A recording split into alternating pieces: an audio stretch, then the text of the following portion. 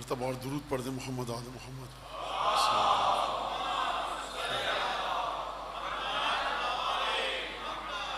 اعوذ باللہ من الشیطان الرجیم، بسم اللہ الرحمن الرحیم۔ الحمد للہ الذی جعل الحمد مفتاحا لذکرہ وسببا للمزید من فضلہ ودلیلا علی آلائہ وعظمتہ، ثم الصلاة والسلام على عبده وامین وحیہ وخاتم رسلہ سیدنا و مولانا بالقاسم محمد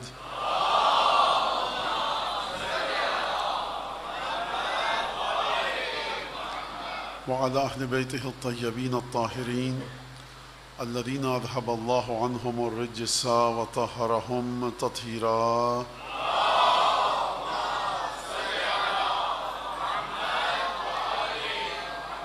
واللعن الدائم على أعدائهم أجمعين، أما بعد، فقد قال الله الحكيم في كتابه المجيد: أعوذ بالله من الشيطان الرجيم، قل الله ثم ذرهم في خوضهم يلعبون۔ آیت آپ کے سامنے مسلسل جو تلاوت کی جا رہی ہے کہ حبیب ان سے کہہ دو کہ اللہ، اور اس کے بعد چھوڑ دو یہ اپنے لغویات میں، فضول کاموں میں، غلط کام جیسے کر رہے ہیں، وہ کام کہ جن کی کوئی حیثیت نہیں ہے، وہ کام نہ دنیا کا فائدہ ہے نہ آخرت کا، اس میں ان کو چھوڑ دو، ڈوب جائیں، اسی میں غوطہ زن رہیں، غوطہ ور رہیں، اور اسی میں تیرتے رہیں، چلتے پھرتے رہیں۔ چھوڑ دو کم کو اللہ، اور پھر اس کے بعد اپنا کام کرو۔ یہ تشریح ایک لفظی اپنی طرف سے۔ اس آیت سے پہلے والے جو الفاظ ہیں وہ میں آپ کے سامنے پڑھوں اور بات کو پھر اپنی آگے بڑھاؤں۔ یہ جو آیت ہے، اس آیت کا آخری ٹکڑا ہے جو میں نے آپ کے سامنے آج تک تلاوت کیا، قل اللہ ثم ذرہم فی خوضہم یلعبون۔ اس لہن کی، اس لب و لہجے کی، اس تیور کی، اس انداز کی، اور یہ ڈکشن جو ہے، یہ قرآن میں میری ناقص رائے کے مطابق شاید یہی ایک آیت ہو کہ جس میں خدا اس طرح سے گفتگو فرما رہا ہے۔ یعنی کیا مطلب؟ یعنی وہ پیغمبر کہ جس کو خدا نے ہدایت کے لیے بھیجا، وہ پیغمبر کہ جو رحمت للعالمین ہے، وہ پیغمبر کہ جو جہنم سے نجات دلانے کے لیے آیا ہے، وہ پیغمبر جو بشیر ہے، سراج منیر ہے، نذیر ہے، رحمت للعالمین ہے۔ اس پیغمبر کے ساتھ بھی کوئی ایک مرحلہ، ایک مرتبہ ایسا آتا ہے کہ جب خدا اپنے حبیب کو حکم دیتا ہے کہ حبیب اب یہ اس لائق بھی نہیں ہے کہ تم ان سے گفتگو کرو، چھوڑ دو ان کو، جانے دو جہنم میں۔ اور یہ وہی لفظ ہے جو آپ کہتے ہیں ارے حضور مٹی ڈالیے، جائیں جہنم میں، بھاڑ میں جائیں، جو ہمارے اردو میں مختلف الفاظ ہیں۔ یعنی آپ ذرا سوچئے کہ کون سا ایسا مرحلہ ہوگا کہ جب خدا یہ فرما رہا ہے کہ حبیب اب ان سے گفتگو مت کرو، تم رحمت للعالمین ہو، خدا کی رحمت کے امین ہو، لیکن اس کے باوجود یہ اس لائق نہیں کہ تم ان سے گفتگو کرو، لہٰذا ذرہم فی خوضہم یلعبون، ان کو ان کے باطل خیالات میں ڈوبا رہنے دو، غوطہ رہنے دو، یہ ڈائیو لگا چکے ہیں، ڈوب رہے ہیں، جو کرنا ہے کرنے دو۔ تو اس کا مطلب کیا ہوا؟ اس کا مطلب یہ نہیں ہے یہاں پر کہ خدا حبیب کو اپنے اختیار دے رہا ہے کہ ہمارا تو مشورہ یہ ہے کہ تم نہ کرو۔ کہہ رہا حبیب اب ہم تمہیں حکم دے رہے ہیں کہ جو رحمت ہم نے تم کو دے کر زمین پر بھیجا ہے، اب وہ تمہاری رحمت ان تک نہیں پہنچنے پائے، رحمت للعالمین ہونے کے باوجود اب تم تک ہماری رحمت نہیں پہنچے گی۔ یہی تو فرما رہا ہے خدا، ذرہم، چھوڑ دو ان کو، فی خوضہم یلعبون۔ اس سے پہلے کے جو الفاظ ہیں وہ یہ ہیں: وما قدر اللہ حق قدرہ اذ قالوا ما انزل اللہ علی بشر من شیء قل من انزل الکتاب الذی جاء بہ موسیٰ نورا وہدی للناس وعلمتم ما لم تعلموا انتم ولا آباؤکم۔ خدا نے فرمایا کہ خوب توجہ کیجیے گا کہ آپ جس فرش عزا پر بیٹھے ہیں اور آپ جس ہستی کا غم منانے بیٹھے ہیں، اس کا تعلق زمین سے نہیں ہے، اس کا تعلق آسمان میں عالم غیب مرتبہ ربوبی سے ہے۔ یہ میں نے دعویٰ کیا ہے، دلیل نہیں دی آپ کے سامنے۔ فرمایا خدا نے کہ انہوں نے خدا کی قدر نہ کی، وما قدر اللہ حق قدر۔ قدر آپ سب کو پتا ہے اس لفظ کا معنی، تو میں اردو میں تو اتنا مناسب نہیں ہے، لیکن بہرحال میں چاہتا ہوں کہ اسی لفظ کو استعمال کروں جو آیت میں آیا ہے۔ میں یہ جملہ کیوں کہہ رہا ہوں؟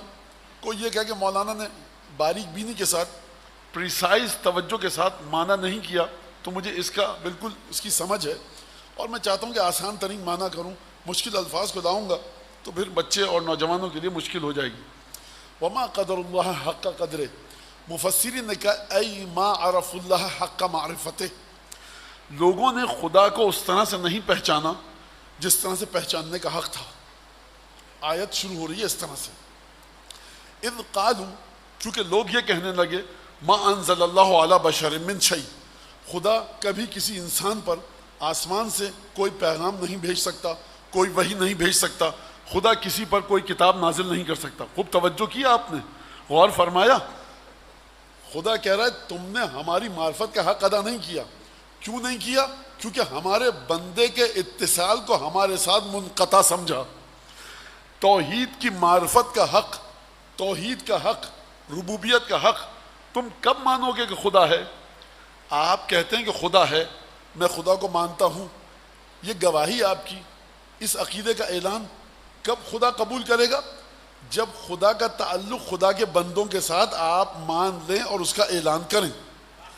یعنی رسالت کا تعلق ایک پہلو زمین سے تعلق ہے، رسالت کا دوسرا ڈائمنشن اس کا تعلق ہے آسمان سے۔ بھیجا گیا تم لوگوں کے لیے ہے ہمارا پیغامبر۔ اور اگر تم نے یہ کہا کہ یہ انسانوں پر کب سے خدا کا پیغام نازل ہونے لگا، تو اب یہ بات نہیں کہ تم رسالت کو ٹھکرا رہے ہو، تم ہماری معرفت ہی نہیں رکھتے۔ یعنی جتنی معرفت کا دعویٰ ہے ہمارے نبی کی معرفت رکھو، ہماری معرفت حاصل کر لو گے۔ خوب توجہ کیا آپ نے، اگر یہاں تک آپ پہنچ گئے، کہا کہ دیکھو اس قالوا، لوگوں نے کہا ما انزل اللہ علی بشر من شیء، خدا نے کسی بھی انسان پر کچھ کبھی نازل ہی نہیں کیا۔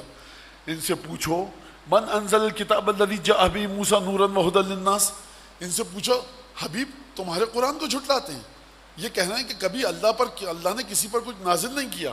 ان سے پوچھو کہ موسیٰ پر کس نے توریت کو نازل کیا تھا، جس توریت میں ہدایت تھی، جس میں نور تھا لوگوں کے لیے، وَعَلِّمْتُم مَا لَمْ تَعْلَمُوا أَنْتُمْ وَلَا آبَاؤُكُمْ، اور تمہیں وہ سب کچھ سکھایا گیا جس کا نہ تم علم رکھتے تھے نہ تمہارے آباء و اجداد۔ اور اس کے بعد کا قُلِ اللَّهُ ثُمَّ ذَرْهُمْ فِي خَوْضِهِمْ يَلْعَبُونَ، حبیب ان سے کہو کہ اللہ ہے اللہ، اور اس کے بعد چھوڑ دو کہ اپنے تمام بے مصرف اور بے تکی حرکتوں میں یہ ڈوبے رہیں۔ تو یہاں سے قانون سمجھ میں آیا کہ توحید صرف اس بات کا مطلب نہیں ہے کہ لا الہ الا اللہ، اشہد ان لا الہ الا اللہ۔ جس طرح سے زمین پر موجود خدا کے کچھ بندوں کا تعلق خدا سے ہوتا ہے، اس کو اگر آپ نے اسی طرح سے مانا تب آپ کی توحید کی گواہی مکمل سمجھی جائے گی۔ یہ وہ توحید کا پہلو ہے جو بندوں سے خدا کے جڑا ہوا ہے۔ بھائی ہم تو نہیں مان رہے رسول خدا کو، خدا کو مانتے ہیں، خدا کیسا ہے؟ رحیم ہے، کریم ہے، قدیر ہے، عزیز ہے، جبار ہے، مالک الملک ہے، صاحب جبروت ہے، ذی الجلال والاکرام ہے۔ جتنے نام ہیں آپ خدا کے لیتے رہیے، بس اسی لیے تو آئے تھے رسول خدا، بات ختم ہو گئی۔ اب رسول خدا کو ماننے کا کیا فائدہ؟ مانتے رہیے رسول خدا کو۔ جیسے ہی آپ کے ذہن میں یہ عقیدہ آیا کہ اس رسول کا تعلق بس یہاں تک تھا، اب اس کے بعد خدا سے تعلق نہیں ہے، آپ کی توحید آپ کے منہ پر ماری جائے گی۔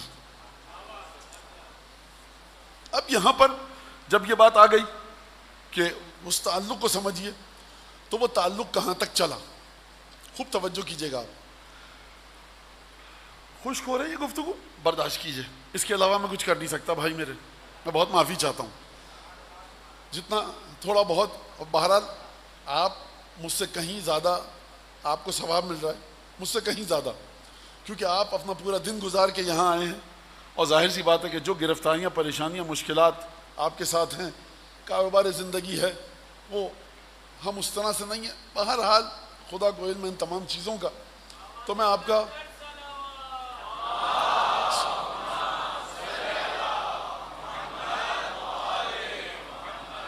اور میں اس بات کا مجھے مکمل ادراک ہے، سمجھ ہے، شعور ہے کہ بہرحال آپ اپنے ہزاروں سینکڑوں کاموں کو نپٹا کر اور بعض کو آدھا چھوڑ کر یہاں پر آئیں کہ مجلس میں چلیں، اور اس کے بعد پھر یہاں پر گفتگو ایسی ہو۔ لیکن کیا کیا جائے کہ آیات کے ذریعے، حدیثوں کے ذریعے گفتگو ہونی چاہیے۔ تو لہٰذا یہاں تک یہ جب بات آئی اور اس کے بعد ایک بڑا اہم موضوع، ایک اور موضوع جس کو اس سے ربط دوں. مولانا رسول خدا تھے، چلے گئے، بات ختم ہو گئی. بات ختم ہوئی رسالت کی. عصمت اب بھی موجود ہے یا نہیں قرآن کے مطابق، یہ ایک الگ گفتگو ہے. ہمارا عقیدہ ختم نبوت کا ہے، ہمارے سے مطلب مسلمانوں کا نہیں. مولانا وہ ہمارے ایک دوست ہیں، برابر میں رہتے ہیں ہمارے گھر کے، وہ تو نہیں مانتے اس عقیدے کو. میں آپ کے دوست کی کئی بھی باتوں کا ذمہ دار نہیں ہوں، قرآن کی کئی بھی بات کا ذمہ دار ہوں. فرمایا ختم نبوت عقیدہ حق ہے، ختم عصمت ہوئی ہے کہ نہیں یہ قرآن سے پوچھیے. معصوم صرف رسول تھے، یقیناً رسول معصوم تھے، رسول کے بعد بھی کیا سلسلہ عصمت چلا ہے، یہ ایک بڑا اہم نکتہ ہے یہاں. تو خدا نے جب فرمایا قل ان کنتم تحبون اللہ فاتبعونی یحببکم اللہ، حبیب ان سے کہو کہ اگر تم اللہ سے محبت کرتے ہو فاتبعونی، میری اتباع کرو، میرے پیچھے پیچھے چلو. اگر تم میرے پیچھے چلو گے یحببکم اللہ، اب تمہیں خدا سے محبت کی ضرورت نہیں ہے، خدا کی محبت تمہیں ڈھونڈے گی. کہاں وہ مرحلہ کہ خدا کا بندہ خدا کو ڈھونڈے، اور کہاں وہ مرحلہ کہ خدا اپنے بندے کو ڈھونڈے. یہ کب ہوگا؟ یہ رسول خدا کی اتباع کے ذریعے ہوگا، یہ رسول خدا کی پیروی کے ذریعے ہوگا، یہ رسول خدا کے احکامات پر عمل کر کے ہوگا. بات یہاں تک ہے؟ نہیں حضور، اب سنیے ذرا بات مزید آگے. کیا عمل میں رسول خدا کی طرح آؤں؟ اس سے بھی آگے کوئی بات ہے؟ ہاں، سوچ میں، فکر میں، عقیدے میں، صفات نفسانی میں قلب تمہارا رسول خدا کے قلب کی طرح ہو جائے. مولانا یہ کیسے ہوگا؟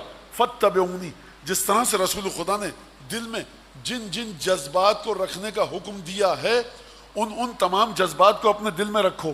جن جن کیفیات کو جس چیز کے بارے میں رکھنے کا حکم دیا ہے اس کیفیت کو اپنے دل میں اسی طرح رکھو. نماز عمل اسی طرح سے ہو جو رسول نے کیا، سوچ وہی ہو جو رسول نے بتائی، جذبات کی کیفیت بھی وہ ہو کہ جو رسول کی ہے. اب میں اس میں فلسفہ اور منطق گاڑھے قسم کے، جس کی ڈینسٹی بہت زیادہ ہو، ثقیل اور بہت ہی مشکل ڈیفیکلٹ قسم کے استدلالات پیش کروں آپ کے سامنے، نہیں کر سکتا.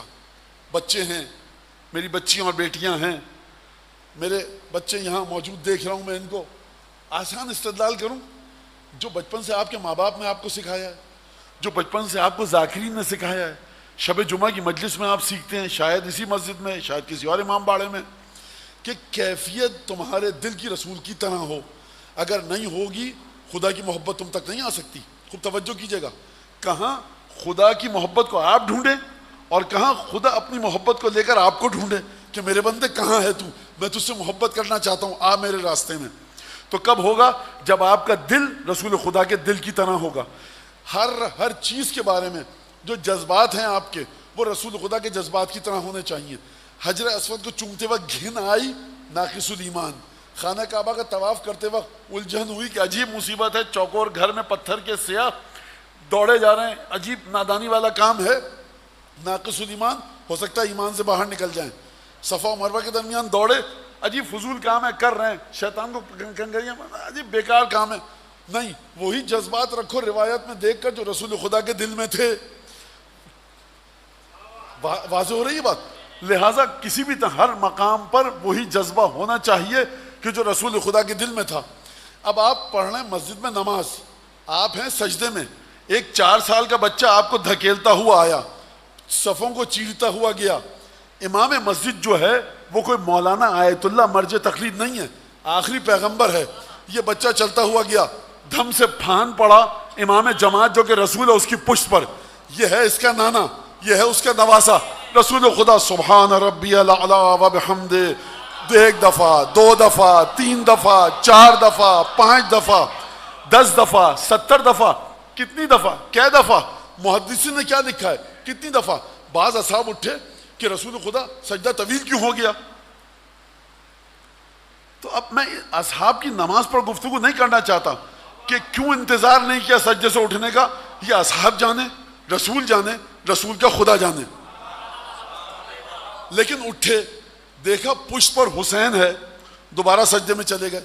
اب سوال یہ کہ جب اس سجدے سے اٹھے، مولا کو دیکھا، سجدے میں گئے، دل کی کیفیت ان کی کیا تھی؟ قصہ سن کے آپ کے دل کی کیفیت کیا ہے؟ اگر یہ دیکھا عجیب یہ کیا سلسلہ ہے، بچے کو ادب نہیں ہے، نماز ہو رہی ہے، رسول خدا خاتم النبیین ہے، تمہارا رسول تو 10 دفعہ 20 دفعہ 30 دفعہ سجدے کو طویل کرے، تو سجدے سے اٹھتے وقت جو کیفیت تھی مولا کو دیکھ کر، سید الشہداء کو دیکھ کر، کیفیت وہی ہونی چاہیے جو رسول خدا کی تھی، تب جا کر آپ کو محبت خدا ڈھونڈے گی۔ اب یہاں سے عصمت کا کیا تعلق ہے؟ رسالت ختم ہو گئی، عصمت جاری ہے، یہ قرآن کا عقیدہ ہے اور یہ ہمارے مکتب کا بھی عقیدہ ہے کہ عصمت جاری ہے۔ کیسے جاری ہے؟ سرکار خدا نے فرمایا ان کنتم تحبون اللہ فاتبعونی یحببکم اللہ، اگر تم اتباع کرو گے رسول کی تو اب تمہیں محبت کرنے کی ضرورت نہیں ہے، خدا تم سے محبت کرے گا۔ یحببکم اللہ ویغفر لکم ذنوبکم، اور تمہارے سارے گناہ معاف کر دے گا۔ اس کا مطلب یہ ہے اگر کوئی مکمل طریقے سے تأسی، اتباع، پیروی رسول پر آ جائے، صرف عمل کی حد تک نہیں، افکار، سوچ، عقائد کی حد تک، دل کے جذبات رسول خدا کے جذبات کی طرح ہوں۔ بریدہ اسلمی صحابی ہیں، یمن سے واپس آ رہے ہیں، جناب امیر ساتھ ہیں، ساتھ میں کون ہے؟ جناب امیر۔ جناب امیر نے مال غنیمت میں سے کچھ سامان اٹھا لیا، استعمال کیا نہیں کیا، کیا ہوا یہ مولا جانے۔ بریدہ کہتے ہیں مجھے اسلمی کہ مجھے یہ بری لگی بات، بھائی ہم بھی صحابی تم بھی صحابی، اب کوئی بتائے کہ آپ کون سے صحابی، یہ کون سا صحابی؟ آپ کی وہ حیثیت نہیں ہے، اب کسی کی بھی وہ حیثیت جناب سوائے رسول خدا کے کوئی بھی کائنات میں جناب امیر سے افضل نہیں ہے۔ جی صحیح سن آپ، میں دوبارہ نہیں دہراؤں گا، بس سن دیجیے اس جملے۔ اچھا، آئے رسول خدا کے پاس گئے، یا رسول اللہ چہرے پر ناراضگی کے آثار، یہ کیا کام کیا علی نے؟ جناب رسالت مآب نے بڑے سخت اور کڑے اور کڑوے لہجے میں، لگتا مجھے یہ ہے کہ سمجھایا کہ علی بن ابی طالب کا اس سے بھی کہیں حق زیادہ ہے۔ فرمایا کہ جب میں حجرے میں داخل ہوا تھا تو علی کے بارے میں جذبات کچھ اور تھے، جب نکلا ہوں تو علی سے محبت لے کر نکلا ہوں۔ کیا مطلب؟ یہ ہے وہ منزل کہ جس کے بعد خدا کی محبت آپ کو ڈھونڈے گی۔ ایک دفعہ آپ نے دیکھ لیا کہ رسول خدا جناب امیر المومنین کے بارے میں یہ جذبات رکھتے ہیں، فوراً اپنے جذبات کو تبدیل کرو، نفرت سے، بغض اور کینے سے، حسد سے، میل سے، برائی سے تبدیل کرو۔ کس میں تبدیل کرو؟ محبت میں، حب میں، ولا میں۔ لہٰذا جب اس مقام پر کوئی آئے گا یغفر لکم ذنوبکم، خدا تمہارے تمام گناہ معاف کر دے گا، تو اس کا مطلب یہ ہے کہ ایک مقام ایسا ہو سکتا ہے کہ انسان کے سارے گناہ معاف ہو جائیں اور انسان کی زبان اس مقام پر پہنچ جائے کہ رسول خدا یہ فرمائے ما ازلت الخضرا ولا اقلت الغبرا، نہ زمین نے بوجھ اٹھایا ہے نہ آسمان نے سایہ ڈالا ہے۔ ابو ذر غفاری سے زیادہ سچے آدمی پر نہ زمین نے اس کا بوجھ اٹھایا ہے نہ آسمان نے سایہ ڈالا ہے۔ تو یہ جو جملہ ہے ابو ذر کی زبان کی عصمت کی گواہی ہے کہ نہیں ہے؟ اگر کہنا سلمان منا اہل البیت تو یہ سلمان کی عصمت کی گواہی کہ گناہ نہیں کریں گے، یہ ہے کہ نہیں ہے؟ اگر رسول خدا یہ فرمائیں کہ سلمان عمار تم کو باغی گروہ قتل کرے گا، تو اس کا مطلب یہ کہ عمار یاسر کو حق کی علامت بتایا کہ نہیں بتایا رسول خدا نے؟ اس کا مطلب یہ کہ رسالت ختم ہو گئی ہے، لیکن حق و باطل کا پیمانہ رسول کے بعد بھی کچھ لوگوں میں ہے۔ ابو ذر غفاری، سلمان فارسی، عمار یاسر، یہ کون لوگ ہیں آپ جانتے ہیں۔ لیکن اگر کوئی اس مقام پر آ جائے کہ جس کے بارے میں رسول خدا کہیں اللہم ادر الحق حیث دار، حق علی کے ساتھ ہے، علی حق کے ساتھ ہے، جہاں پر علی جاتا ہے وہاں حق جاتا ہے۔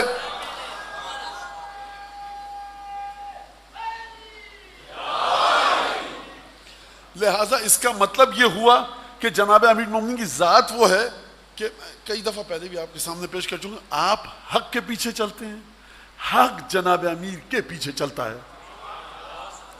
اس کا مطلب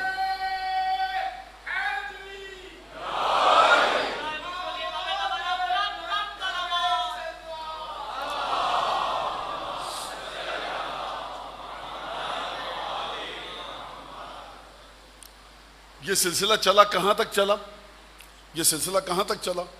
ایک عجیب مرحلہ آپ قرآن سے پوچھیے۔ اب یہاں تک بات آ گئی کہ عصمت کا سلسلہ ختم نہیں ہوا ہے، رسالت کا سلسلہ ختم ہوا ہے۔ اور عصمت اب بچوں کے لیے کمپیریٹیولی، ریلیٹیولی، نسبتاً عصمت آپ کے سامنے میں نے بیان کیا کہ سلمان، عمار، ابو ذر، یہ ہستیاں کس مقام پر ہیں۔ اب جب عصمت پر آ گئیں، اس معنوں میں جو میں آپ کے سامنے پیش کر رہا ہوں، میں یہ نہیں کہہ رہا 14 معصومین میں ہیں، نہیں، معصوم 14 ہی ہیں، لیکن جس لحاظ سے پاکیزگی و طہارت ہے۔ میں جب ابو ذر کے بارے میں جملہ کہہ دیا تو ابو ذر کی زبان کی گواہی دے دی کہ نہیں لی گواہی زبان ابو ذر کی، لسان ابو ذر کی۔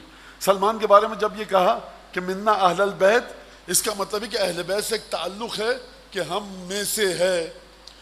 واحد کام جو جناب امیر نے کیا ہے تمام اصحاب کے ساتھ، کسی کے ساتھ نہیں کیا، جو کام سلمان فارسی کے ساتھ کیا باعجاز امامت، معجزے کے ذریعے گئے ہیں مدائن، کفن دفن، نماز جنازہ یقینی تو قدر متعقن نماز جنازہ پڑھا کر واپس آئے ہیں۔ یہ معمولی چیز نہیں ہے، یہ بالکل بھی معمولی چیز نہیں ہے۔ عجیب مرحلہ ہے کہ سلمان کی نماز کوئی اور نہیں پڑھائے گا، ہم پڑھائیں گے۔ یعنی مجھے نہیں سمجھ میں آتا میں کیسے اس بات کو آپ تک پہنچاؤں۔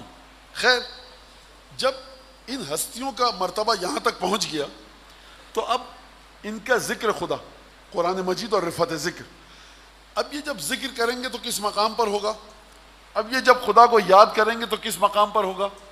اور جب یہ خدا کے بارے میں گفتگو کریں گے تو کس مقام پر گفتگو کریں گے؟ یہ ایک سوال ہے۔ تو اس بات کو سمجھنے کے لیے ایک آیت کو سن لیجئے، قل ما یعبؤ بکم ربی لولا دعاؤکم۔ حبیب ان سے کہو کہ اگر تم لوگوں کی دعائیں نہ ہوتی تو خدا تم پر کوئی توجہ نہیں کرتا۔ خدا کیا کرے گا؟ تمہارا حیثیت نہیں ہے تمہاری کوئی۔ اگر خدا کی نگاہوں میں ہم بندگان خدا کی حیثیت ہے تو اس وجہ سے کہ ہم دعا کرتے ہیں۔ خوب توجہ کریں اس بات پر، آپ سب دعا کرتے ہیں، خدا آپ کی طرف توجہ کرتا ہے۔ آپ کے گھر میں بچے ہیں، بچیاں ہیں، بیٹیاں ہیں، بیٹے ہیں، بزرگ ہیں، خواتین ہیں، مرد ہیں، وہ دعا کرتے ہیں، مناجات کرتے ہیں، خدا آپ کی جانب توجہ کرتا ہے۔ یہ قرآن مجید کا اعلان ہے، ما یعبؤ بکم ربی لولا دعاؤکم۔ حبیب ان کو بتاؤ کہ جو ہم توجہ کرتے ہیں دعاؤں کی وجہ سے کرتے ہیں۔ تو اب یہ جو کس کی دعاؤں کی وجہ سے؟ بھائی جتنا میرے وجود میں رسول خدا کے وجود کے ساتھ، جتنا میرا لیول آف ایگزسٹنس رسول خدا کے لیول آف ایگزسٹنس سے جڑا رہے گا، جتنی میری روح رسول خدا کی روح سے جڑی رہے گی، اتنا ہی زیادہ میری دعا کے بعد خدا مجھ پر اپنی عنایتیں کرے گا۔ اس میں کوئی شک نہیں ہے نا؟ جتنی آپ کی روح جڑی ہوئی ہے رسول خدا سے، بڑی شدت کے ساتھ، طاقت کے ساتھ، مضبوطی کے ساتھ جڑی ہوئی ہے، اتنا ہی زیادہ خدا آپ پر نگاہ کرے گا۔ اب اگر کسی کے بارے میں رسول خدا یہ فرمائیں کہ تمام اہل تسنن اور اہل تشیع، شیعہ سنی، تمام علماء نے اس کو نقل کیا ہو، المہدی من ولدی، جو مہدی 12واں آئے گا میرا خلیفہ، وہ میری اولاد میں سے ہوگا، اسمہ اسمی، اس کا نام میرے نام کی طرح ہوگا، خلقہ خلقی، اس کا اخلاق، اس کی رفتار، اس کی مورل ویلیوز، اس کی ذات کی خصوصیات میری ذات کی طرح ہوں گی نہیں کہا، فرمایا اس کا اخلاق میرا اخلاق ہے، یعنی ہو بہو میں وہ ہوں، وہ میں ہے۔ اب اس کا مطلب یہ ہے کہ اس دور میں اگر آپ کی جانب خدا توجہ کر رہا ہے تو کس کے صدقے میں کر رہا ہے؟ اس ہستی کے صدقے میں کہ جو عالم غیب میں ہے۔ جب وہ ہستی جو عالم غیب میں ہو ظہور کرے گی، آج مجھے نہیں پتا آج ہمارا آقا اور مولا 12واں کس جگہ پر نماز شب کے وقت پہ ہوں گے، کربلا میں ہوں گے، نجف میں ہوں گے، شمالی امریکہ میں ہوں گے، مشہد میں ہوں گے، دمشق میں ہوں گے، بی بی زینب کے روضے کے پاس، مجھے نہیں پتا۔ لیکن آج جب مولا دعا کریں گے، اور ہر روز جو مولا دعا کرتے ہیں، تو کون کون اس میں شامل ہوگا، کون کون شامل نہیں ہوگا؟ اگر قانون عمومی جنرل لا آپ نے ایکسٹریکٹ کیا، قرآن سے نکالا کہ تم جتنا زیادہ تمہاری روح کا تعلق رسول خدا کے ساتھ ہوگا اور تم جتنا زیادہ گڑ گڑا کر دعا کرو گے، خدا اتنی توجہ تمہاری طرف کرے گا۔ آپ کا جتنا تعلق رسول خدا کے ساتھ ہوگا، اتنی آپ دعا کریں گے، اسی دعا کی بدولت خدا آپ کی جانب اپنی نظر کرے گا۔ اب اگر کوئی ہستی ایسی ہو کہ وہ رسول خدا ہو، جس کی روح ہو بہو تصویر ہو رسول خدا کی، رسول خدا یہ نہیں کہہ رہا خلقہ کا خلقی، میرے اخلاق کی طرح مہدی کا اخلاق ہے، نہیں یہ نہیں کہا خلقہ خلقی، میرا اخلاق ہی اس کا اخلاق ہے۔ تو اب مجھے یہ بتائیے، اگر آپ کو رتی برابر جگہ مل جائے امام کی دعا میں، تو پھر خدا آپ کی جانب کس طرح سے نگاہ کرے گا؟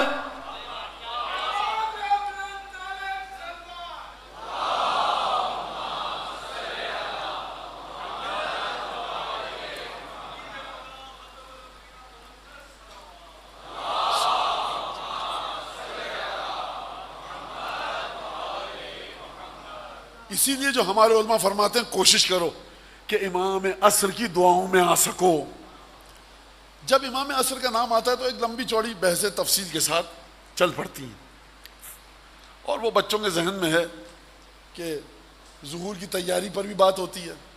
دیکھیے ایک بات بتا دوں، ظہور کی تیاری آپ کو جو کرنی ہے اس میں کہیں بھی یہ چیز نہیں ہے کہ آپ جا کر کمپیوٹر سیکھیے، آپ جا کر ڈگریاں لیجئے، آپ جا کر ہوائی جہاز اڑانا سیکھیے، امام آئیں گے پائلٹ کی ضرورت ہوگی۔ کیا کہوں میں بھائی، آنے والے کو پتا ہے نا مجھے کس کی ضرورت ہوگی۔ میں ایک چھوٹی سی مثال دوں، دیکھیے آپ پڑھیے، خوب جی لگا کر پڑھیے، اے سی سی اور پتہ نہیں اے سے لے کر زیڈ تک جتنے بھی الفابیٹ ہیں، جتنی بھی ڈگریاں ہیں لیجئے، مولانا لکھ پتی ہیں کروڑ پتی بن جائیں، ارے آپ کروڑ پتی ہیں ارب پتی بنیے، ارب پتی ہیں کھرب پتی بنیے، جگر اور دل بھی لائیے مولا کے راہ میں خرچ کرنے کے لیے۔ خوب توجہ، دو باتیں ہیں مولانا، یہ ہم کو سیکھنا چاہیے، امام آئیں گے تو نیورو سرجن کی ضرورت ہوگی۔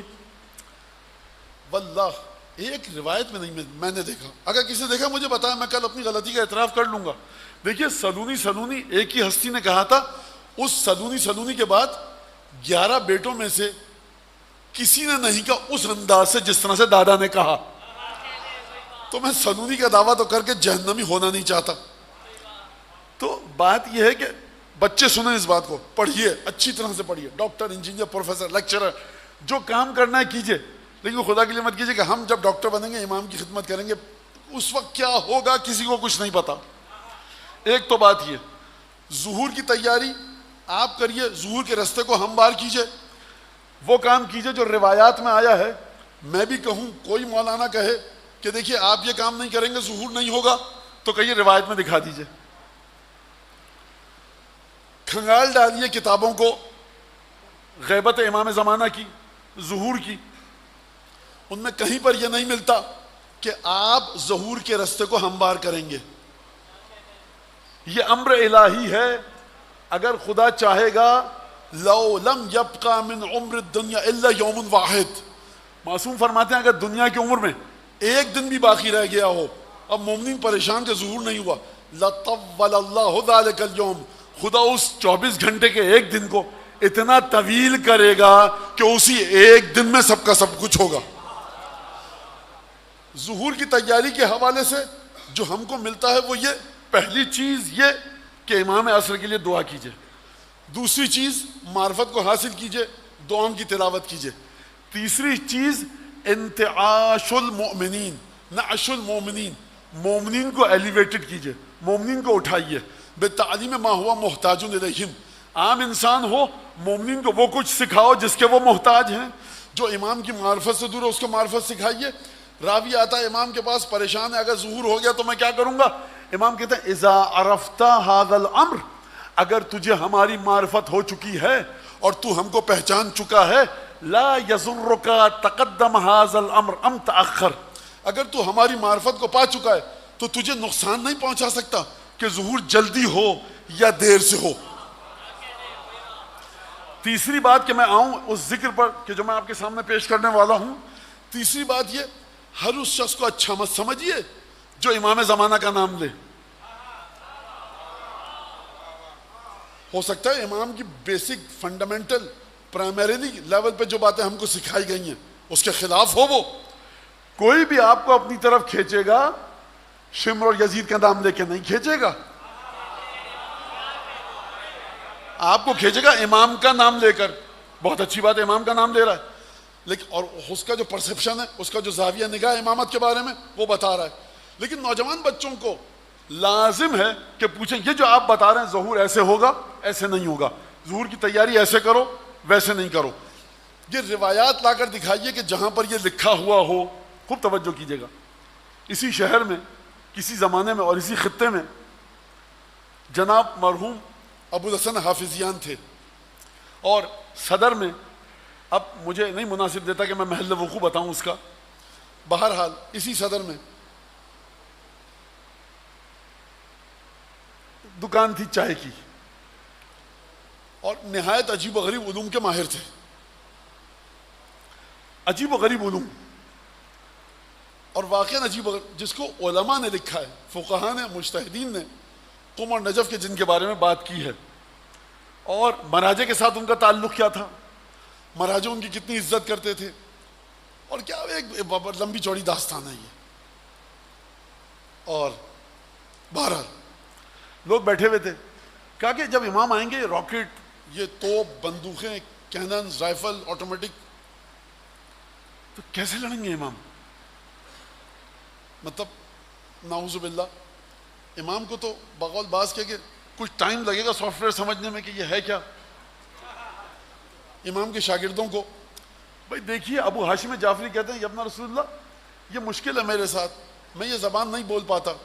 امام نے ایک ایسا کام کیا کہ جب باہر نکلے تو 10 زبانوں کے ماہر ہو چکے تھے. ابو اسماعیل سندھی سندھ سے اٹھا, امام رضا کے پاس گیا, ابو اسماعیل سندھی گیا, ٹوٹی پھوٹی عربی میں بات کی, کچھ سندھی کچھ عربی. امام نے فَأَجَابَهُ بِالسِّنْدِيَّةِ, سندھی زبان میں جواب دیا. امام رضا نے کہا تھا مَا كُنْتُ أَظُنُّ أَنَّكَ تَعْرِفُ السِّنْدِيَّةَ, میں تو سوچ بھی نہیں سکتا کہ تم کو سندھی آتی ہے. 7ویں امام کے ساتھ بھی یہ مرحلہ ہوا, میں سوچ بھی نہیں سکتا کہ آپ کو رومی زبان آتی ہے. امام نے کہا کہ اگر میں تجھ سے اچھی تیری زبان نہ بولوں فما فضلی علیک, تو میری تجھ پر برتری کیا ہے؟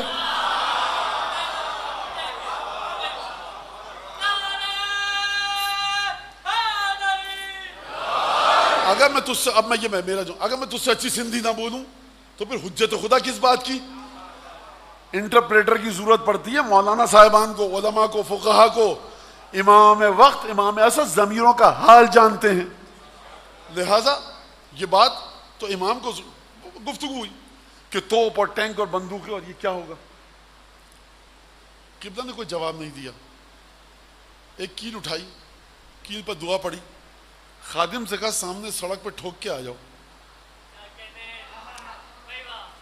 وہ بھی بیچارہ گیا, اس نے ہتھوڑی دی اور ٹھوک کے آ گیا. سڑک سے ذرا ہٹ کے, سڑک پہ نہیں, سڑک سے دور. اب لوگوں نے دیکھا, کھڑکی سے دیکھا جو دائیں سے بائیں گاڑیاں جا رہی تھیں وہ دائیں طرف ہی رک گئیں, اور جو بائیں سے دائیں جا رہی تھیں وہ بائیں طرف ہی رک گئیں. یعنی وہ جو کیل جہاں ٹھکی تھی اور گاڑی گئی تھی, انویزیبل اس کا ایک میگنیٹک فیلڈ تھی. اگر بچوں سے کہوں تو ادھر کی گاڑی کراس کر کے ادھر نہیں جا پا رہی ہے, ادھر کی گاڑی کراس کر کے ادھر نہیں جا پا رہی ہے. کہا کہ اچھا جاؤ اب کیل اکھاڑ کے لے آؤ, اور کیل اکھاڑ کے لے آیا. جیسی کیل اکھاڑ کے لائے, گاڑیاں سٹارٹ ہوئی اور چل پڑی.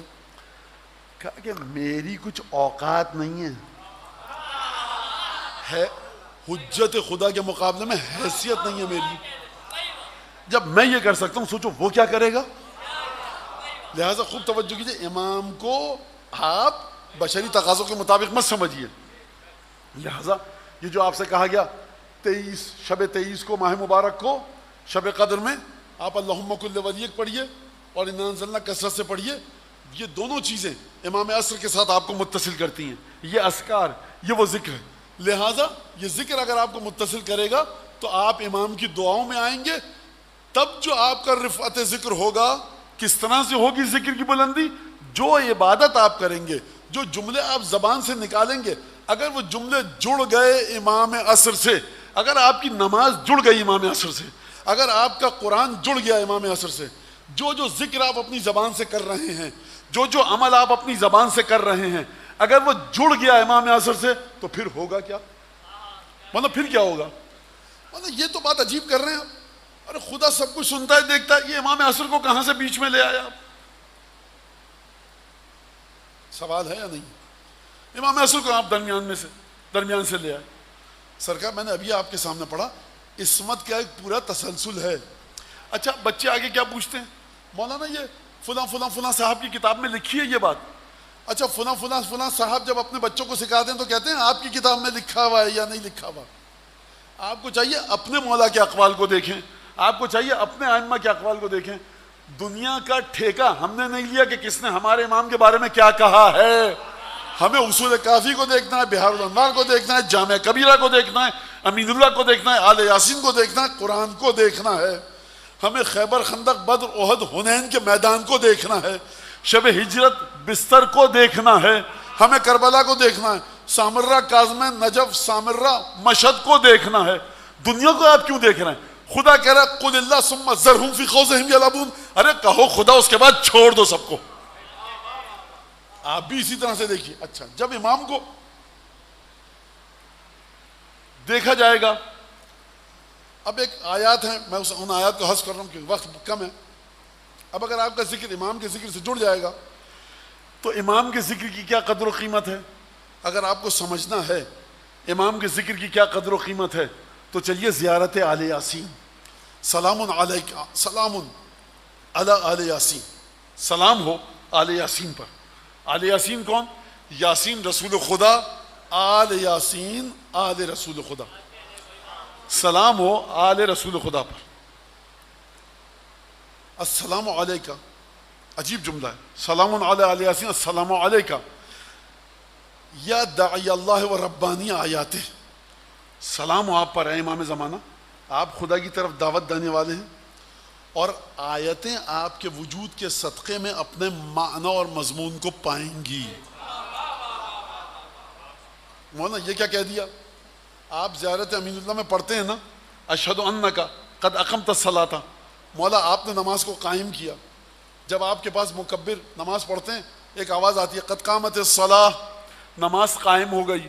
اس سے پہلے کیا ہوتی ہے نماز؟ نہیں, جماعت بیٹھی ہوتی ہے, زمین پر ہوتے ہیں. قد قامت الصلاۃ, تمام کے تمام لوگ کھڑے ہو جاتے ہیں. نماز اب قائم ہوئی ہے. نماز کب قائم ہوگی؟ جب جناب امیر پڑھیں گے. جناب امیر نماز کو حیات دیں گے, جناب امیر نماز کو زندگی دیں گے. اشہد انک قد اقمت الصلاۃ, اے جناب امیر آپ نے نماز کو قائم کیا. اگر آپ نہ پڑھتے نماز اور آپ کی اولادیں نہ پڑھتی, آپ کی زوجہ نماز نہ پڑھتی, یہ نماز بے جان مردہ کی صورت میں رہتی.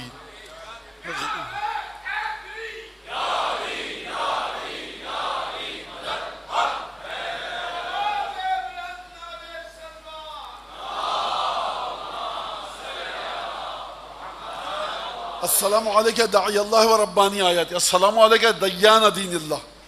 مولا آپ وہ ہیں جو دین خدا کا حساب آپ لیں گے. آپ کا عمل جتنا بھی جائے گا وہ امام زمانہ کے ذریعے جائے گا. السلام علیکہ یا خلیفۃ اللہ و ناصر حق ہی, اے امام آپ خدا کے جانشین ہیں زمین پر. غور فرمائیے گا, رسول خدا کے بھی جانشین ہیں, امام عسکری کے بھی جانشین ہیں, لیکن خدا کے در یہ 12 کے 12 امام رسول خدا خدا کے جانشین ہیں خدا کی زمین پر.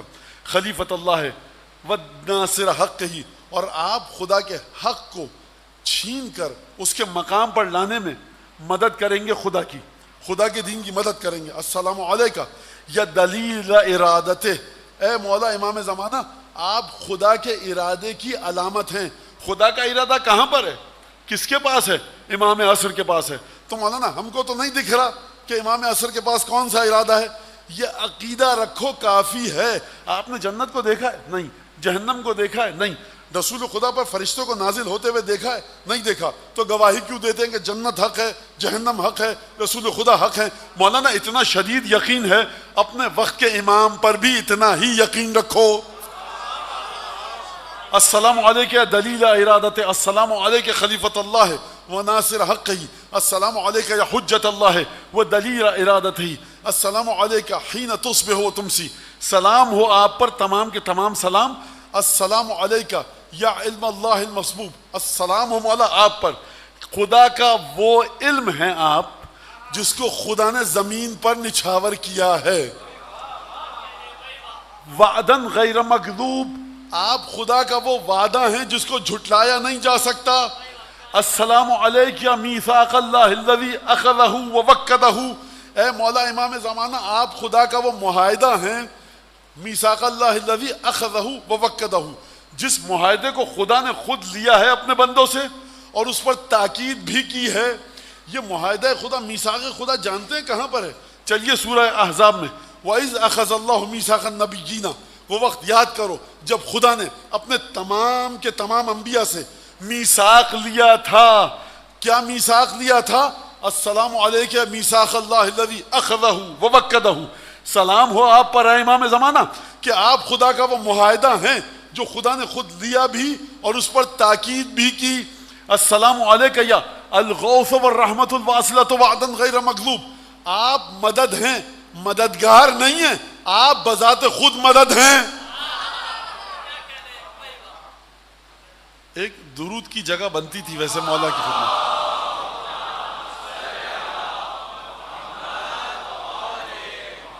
اچھا یہ جو اس کو کہا گیا نا زیارت آل یاسین، یہ تو امام کی شان ہے، امام کا طور طریقہ ہے۔ ہم جیسا آدمی اگر کہے گا، مجھ جیسا، تو یہ زیارت تو لگتا ہے کہ تکلفاً کہا جاتا ہے، در حقیقت یہ تڑپ ہے، کسک ہے، ہوک ہے، ہلچل ہے، اظہار عشق ہے امام زمانہ کی بارگاہ میں اپنا۔ یہ بات ہی دوسری ہو رہی ہے، کتنی محبت کرتے ہو اپنے امام وقت سے کہ جو منتقم خون سید الشہداء ہے۔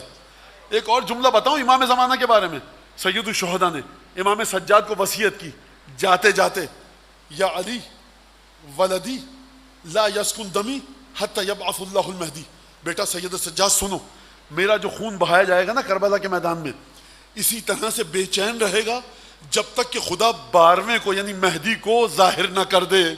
یعنی سید الشہداء کا خون بے چین ہے، تڑپ رہا ہے کہ کب میرا مہدی آئے گا تب جا کر امام کو سکون ملے گا، خون کو امام کے۔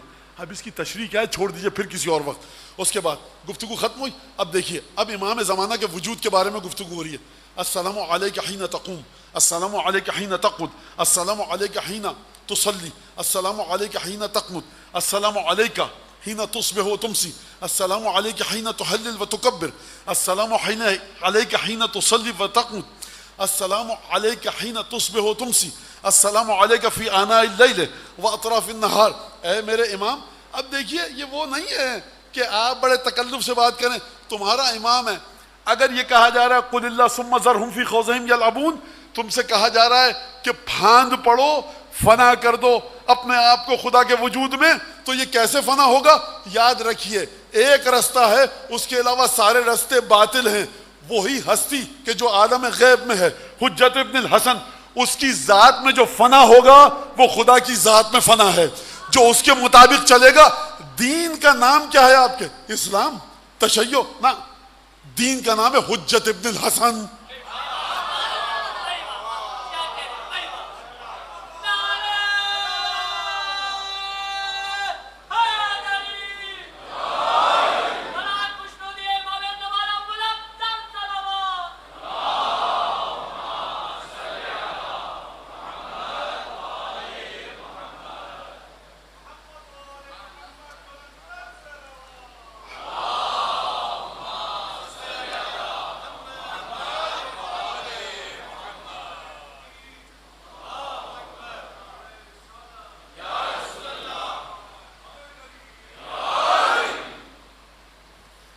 لہذا السلام علیکہ حین تصبح و تمسی، السلام مولا آپ پر سلام ہو جب آپ کھڑے ہوتے ہیں، آپ پر سلام ہو جب آپ بیٹھتے ہیں، آپ پر سلام ہو جب آپ نماز پڑھتے ہیں، آپ پر سلام ہو جب آپ قنوت پڑھتے ہیں، آپ پر سلام ہو جب آپ لا الہ الا اللہ کہتے ہیں، آپ پر سلام ہو کہ جب آپ سبحان اللہ کہتے ہیں، آپ پر سلام ہو کہ جب آپ لا الہ الا اللہ، آپ پر سلام ہو کہ جب آپ تحمد و الحمدللہ کہتے ہیں، آپ پر سلام ہو جب آپ استغفر اللہ کہتے ہیں۔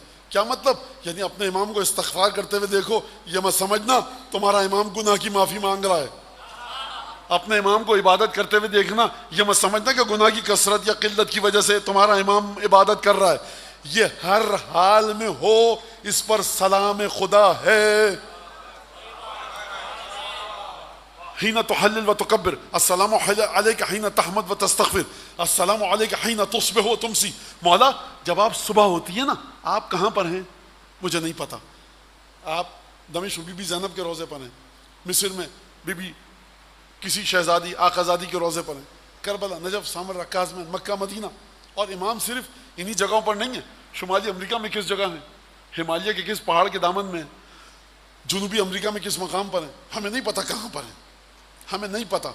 جہاں بھی ہیں، جب آپ جس ٹائم، بچوں کے لیے جس ٹائم زون میں بھی تمہارا امام ہوتا ہے نا، جب وہاں صبح کا سورج طلوع ہوتا ہے، السلام علیکم حین تصبح، جب آپ کے اوپر صبح کا سورج طلوع ہوتا ہے تو مولا سلام ہے۔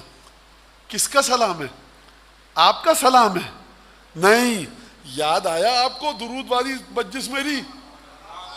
اگر سمجھا کہ رسول خدا میرے درود کے محتاج ہیں، تم نے درود ہی نہیں پڑھا، ایمان رکھو کہ طہارت ان تک وہاں سے آئی ہے۔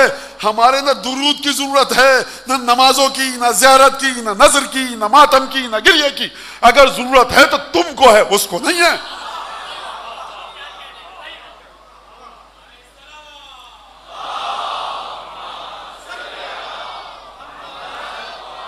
لہذا سنیے اس بات کو، جب آپ صبح ہوتی ہے، السلام علیکم فی آناء اللیل و اطراف النہار، رات کو جتنے پہروں میں، رات کے ٹائم کو جتنے چھوٹے سے چھوٹے حصوں میں تقسیم کیا جائے، مولا آپ پر سلام ہے۔ دن کے حصوں کو جتنا تقسیم کیا جائے چھوٹے سے چھوٹے حصوں میں، آپ پر سلام ہے۔ سارے سلام ہو گئے نا؟ نہیں، اگلا جملہ سنیے، السلام علیکم بجوامع السلام۔ مولا سلام ایک ہے، لیکن اس کے جتنے کلرز ہیں نا، اس کے جتنے ڈائمنشن ہیں، جو تصور ہم کر سکتے ہیں، جو نہیں کر سکتے، وہ سب کا سب آپ کی ذات پر نثار ہے۔ لہذا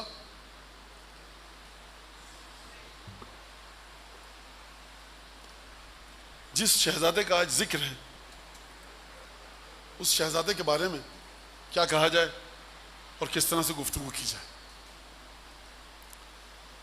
امام نے عجیب مرحلہ ہے کہ عقیل جاؤ، ایک ایسی خاتون کو ڈھونڈو، ولدت الفحولہ تلد بھی غلامن فارسہ، ایسی خاتون کو ڈھونڈو میرے نکاح کے لیے کہ جس کے آبا و اجداد میں بہادر شہسوار ہوں، تاکہ اس کے وجود سے مجھے ایک ایسا لڑکا مل سکے جو بہادر شہسوار ہو۔ آپ سمجھ گئے کس کی بات ہو رہی ہے؟ ام البنین کے چاند کی نہیں، ام البنین کے چاند کی نہیں، بنو ہاشم کے چاند کی۔ ایک دفعہ، اب کیا گفتگو کی جائے مولا کے بارے میں، بس ذکر الہی کی بات چل رہی ہے نا۔ ابو الفضل عباس کی زیارت پڑھی ہے آپ نے؟ وہاں جانتے ہیں کیا جملہ ہے؟ رفع ذکرک فی علیین، اے مولا عباس خدا آپ کے ذکر کو اعلیٰ علیین میں بلند کرے۔ اعلیٰ علیین جانتے ہیں کیا ہے؟ رسالت مآب، شہزادی کونین، حسنین، امام سجاد، تسلسل امامت، جعفر طیار، حمزہ، خدیجہ، ابو طالب، ہاشم، عبد المطلب، عبد مناف، ابراہیم، اسماعیل، یہ سب کے سب علیین میں ہیں۔ مولا عباس آپ کا جب ذکر ہوتا ہے نا ان ہستیوں کے درمیان، تو بڑھ بڑھ کے ہوتا ہے اور بڑے بلند و بان طریقے سے ہوتا ہے۔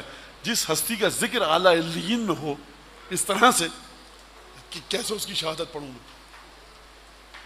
مختصر کرتے ہوئے بس ایک دفعہ حسین نے دیکھا کہ سامنے کڑیل جوان کھڑا ہے، اور مقتل کا یہ جملہ فاستأذن العباس اخاہ الحسین۔ اب عباس نے حسین سے مرنے کی اجازت مانگی۔ جملہ جانتے ہیں آپ کیا ہے مقتل میں؟ کہ جو عباس نے مولا حسین سے مرنے کی اجازت مانگی۔ عجیب جملہ، یہ نہیں کہ مجھے مرنے کی اجازت دیجیے، عجیب ڈھکے چھپے لفظوں میں گفتگو کی۔ مولا لقد یضیق صدری، مولا عباس کا سینہ پھٹ رہا ہے۔ اس جملے کا مطلب سمجھے آپ کیا ہے؟ اس جملے کا پس منظر کیا ہے جانتے ہیں؟ کہ جب لشکر اشقیہ نے دیکھا اب مردوں میں سب مر چکے ہیں، 30,000 کا لشکر گھوڑا دوڑاتا ہوا خیام تک آتا تھا.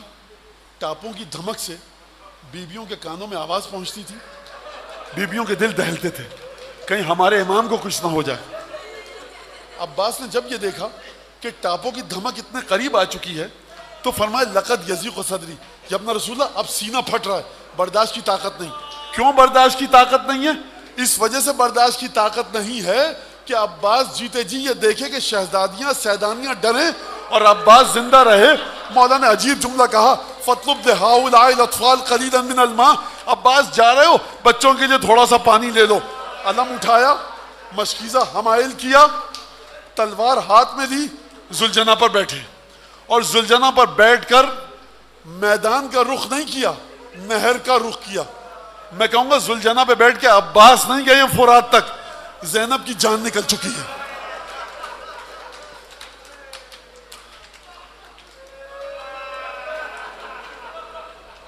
بچے مقاتل کے مطابق دروازے خیمہ پر آ گئے اور بعض بھتیجیوں نے کہا کہ بچوں دروازے خیمہ پر آ جاؤ, میرا چچا بہت بہادر ہے, ابھی پانی لے کر آئے گا.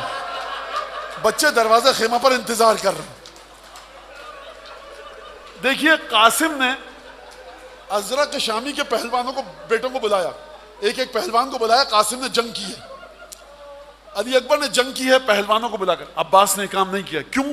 مولا کا حکم تھا سیدھے جاؤ فرات پر پانی لے کر آؤ.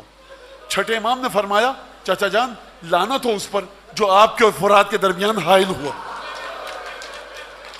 ایک دفعہ مولا فرات کے کنارے پہنچے, شریعہ میں داخل ہوئے, مشکیزہ بھرا, لشکر کو چیرتے ہوئے گئے. کتنے زخم لگے ہیں مجھے نہیں پتا. ایک دفعہ ارباب مقاتل نے عباس کی زبان سے ایک شعر کو نقل کیا, پانی کو اٹھایا. آپ یہ سمجھتے ہیں کہ سکینہ کی پیاس یاد آئی؟ سکینہ کی پیاس کو بھولے کب تھے مولا جو پیاس یاد آتی. عباس نے ایک جملہ کہا, یا نفسو امن بعد الحسین ہونی وبعدہ لکنت ان تکونی هذا حسین وارد المنونی وتشربین بارد البعینی تاللہ ما هذا خصال دینی. اے عباس کیا تیرا ارادہ ہے کہ حسین کے بعد بھی زندہ رہے گا؟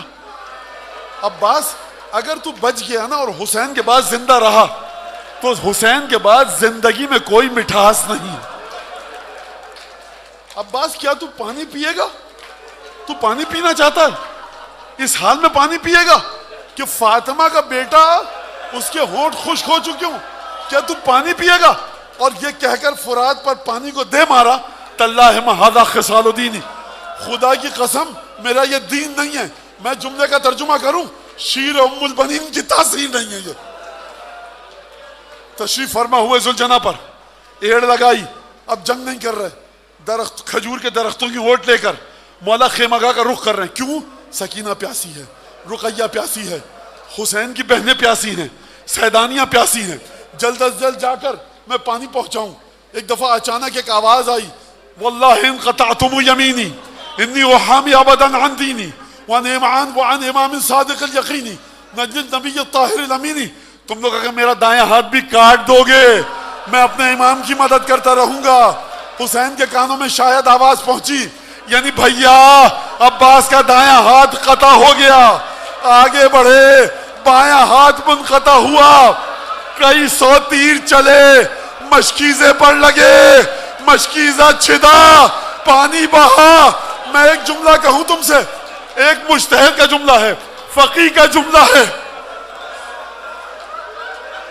وہ فقیہ یہ کہتا ہے اگر عباس کے ہاتھ سالم ہوتے مشکیزہ بہہ چکا ہوتا, ام البنین کا چاند تلوار اٹھاتا, گھوڑے کا رخ موڑتا, لشکر یزید سے جنگ کرتا, مر جاتا, خیمے نہیں جاتا.